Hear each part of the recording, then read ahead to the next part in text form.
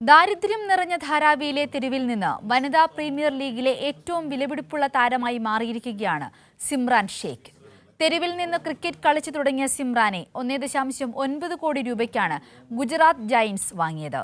സഹനപാതകൾ കടന്നാണ് സിമ്രാൻ ഈ നേട്ടത്തിലെത്തിയത്. ഇടുങ്ങിയ വഴികളും ഇടുങ്ങിയ കുടിലുകളും നിറഞ്ഞ മുംബൈയിലെ ധാരാവി. ഏഷ്യയിലെ ഏറ്റവും വലിയ തെരുവായ ധാരാവിയിൽ ദാരിദ്ര്യം പുകയുന്ന ഒരു വീട്ടിലാണ് സിമ്രാൻ ജനിച്ചത്. ആ ധാരാവിയിലെ തെരുവിൽ ആൺകുട്ടികൾക്കൊപ്പം ക്രിക്കറ്റ് കളിച്ചു തുടങ്ങി. ആ തെരുവിൽ ക്രിക്കറ്റ് കളിച്ച ഒരേയൊരു പെൺകുട്ടി സിമ്രാനായിരുന്നു. അച്ഛൻ വയർമാൻ, അമ്മ വീട്ടമ്മ. അവരുടെ 7 മക്കളിൽ ഒരാളായി ജനനം. പഠനത്തിൽ മോശമായിരുന്നു സിമ്രാൻ. അധ്യാപകർ ഇടയ്ക്കിടെ അമ്മയോട് പരാതി പറയും. മെട്രിക്കുലേഷൻ തോറ്റതോടെ പഠനം നിലച്ചു. പക്ഷേ ക്രിക്കറ്റ് ഉപേക്ഷിക്കാൻ അവൾക്ക് കഴിഞ്ഞില്ല. തെരുവിൽ തുകൽപന്തുമായാണ് അവൾ ക്രിക്കറ്റ് കളിച്ചു തുടങ്ങിയത്.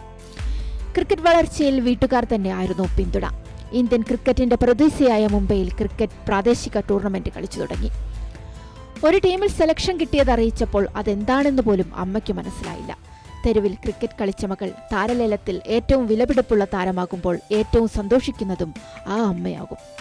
വിരാട് കോഹ്ലിയെയും ഓസ്ട്രേലിയയുടെ അലീസ പെറിയെയും ആരാധിക്കുന്ന സിമ്രാൻ ഇന്ത്യൻ ക്രിക്കറ്റിന്റെ വാതിൽ തുറക്കാനുള്ള കാത്തിരിപ്പിലാണ്.